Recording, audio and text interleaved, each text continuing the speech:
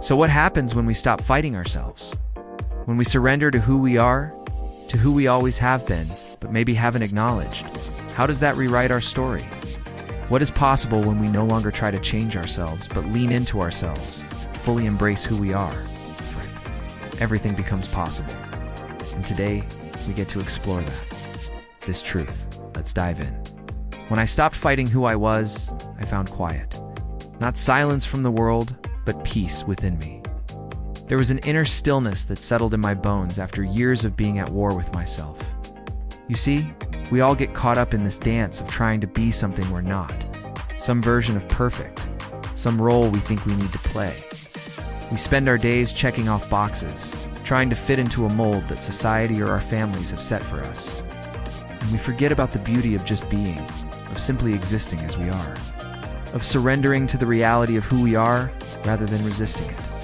When we fight against who we truly are, it's like trying to swim against the current. It takes so much energy, leaves us exhausted, and we never really get very far. But when we surrender to who we are, when we align with our true essence, that's when we find freedom. That's when we start to thrive. When I stopped fighting who I was, I found my power. No longer had to pretend to be something I'm not. To win other people's approval or to check boxes on their list of expectations, I realized that my power lay in my authenticity, in embracing all parts of myself. The light and the shadow, the strong and the weak. And when I surrendered to that power, it became my greatest strength. Here's the thing, friend. The journey to self-acceptance isn't a one-time event. It's a practice, a daily commitment to show up for ourselves and choose ourselves, even when the world tells us we're not enough. It's a continuous process of peeling back the layers of conditioning, of societal expectations, and family beliefs that no longer serve us, and learning to love ourselves more fiercely than we have ever loved anything or anyone else. When I stopped fighting who I was, I learned how to love myself more fiercely than I've ever loved anything or anyone else. It's not always easy, but every time we choose ourselves, we strengthen that muscle of self-love, making it easier to do so the next time around. Here's a little exercise you can use to tap into your own inner power. Take a moment to close your eyes and bring your attention to your body. Notice any tension you might be holding on to, any areas of discomfort. Now take a deep breath in, and as you exhale, imagine releasing that tension, letting it go. Repeat this a few times until you feel a sense of relaxation washing over you. Now, as you continue to relax, bring your awareness to your thoughts. Notice any negative self-talk or limiting beliefs that might be running through your mind. Acknowledge them without judgment, and then visualize yourself challenging those thoughts. See yourself replacing them with positive affirmations that empower you. Repeat this until you feel a sense of clarity and confidence emerging. Finally, bring your attention to your emotions. Feel any unresolved pain or suppressed emotions coming to the surface. Allow yourself to experience these emotions fully, without trying to push them away. Embrace them. Understand that they are valid and important. Then visualize yourself healing and releasing these emotions. Imagine yourself forgiving yourself and others for any past hurts. Repeat this until you feel a deep sense of peace and acceptance wash over you. When I stopped fighting who I was, I found quiet. It's not silence from the world, but peace within me. So when exactly did this happen for you? When did you realize that the most powerful thing you could do was to stop fighting who you are and start embracing it? Share your story in the comments below, because your story has the power to inspire others. I was so used to performing wholeness, I forgot how beautiful the broken can be when held with love. Do you ever feel like you're not enough? Like you have to hide your true self to be accepted? Like you need to put on a mask to fit in? Well, friend, you're not alone. We've all been there. In a world that often values perfection, we can get caught up in this performance of wholeness, where we feel like we need to hide our cracks and flaws. We fear that if people truly saw us, truly knew us, they wouldn't accept us. But here's the beautiful truth. It's in our brokenness, our imperfections, where our true beauty lies.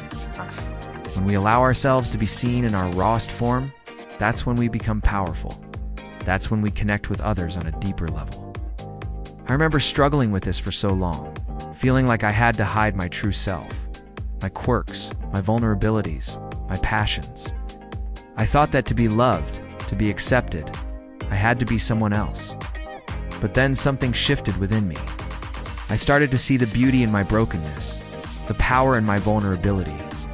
I began to embrace my true self, to be seen and known in my rawest form. And that's when I discovered the depth of my own power. The funny thing is, when we embrace our imperfections, when we show up as our true, authentic selves, that's when we open ourselves up to a deeper level of connection with others. Because here's the secret, friend. We are all broken in the most beautiful way.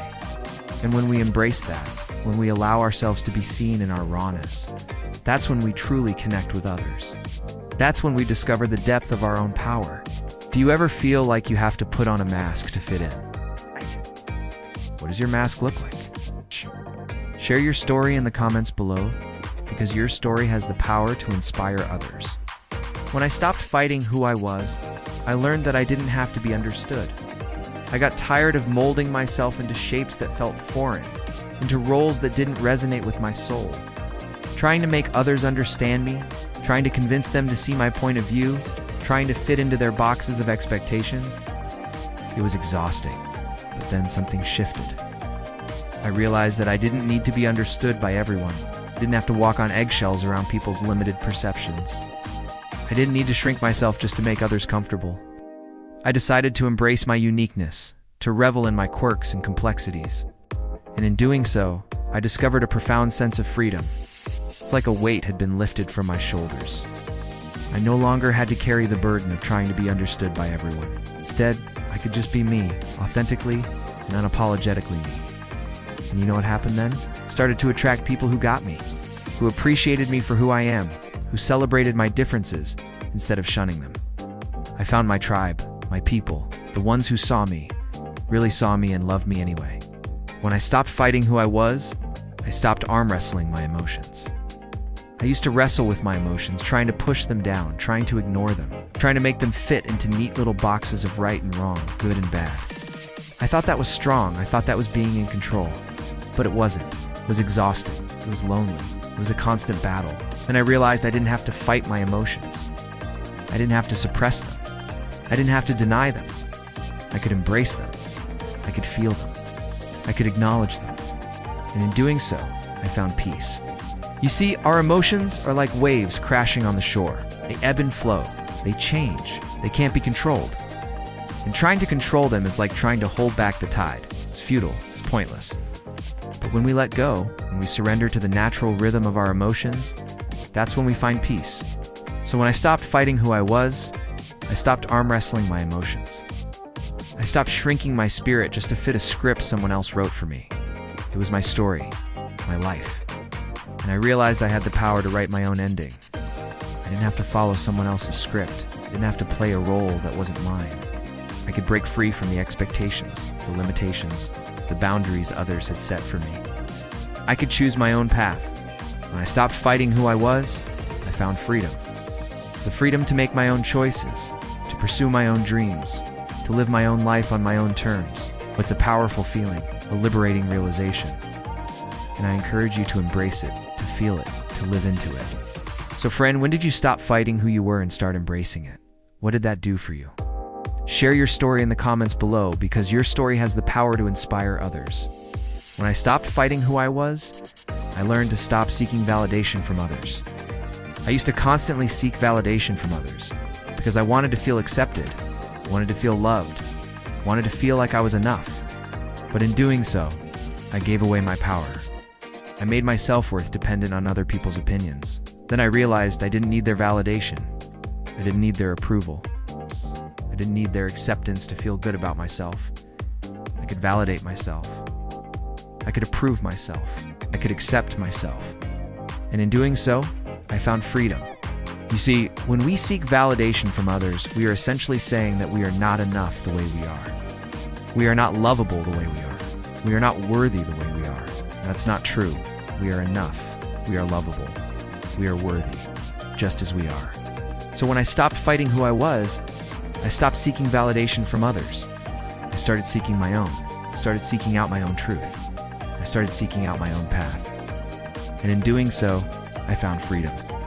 The freedom to be myself without fear of judgment. The freedom to express myself without fear of criticism. The freedom to live my life on my own terms. And guess what? I'm not alone. You can do it too. You have the power to stop fighting who you are and start embracing it.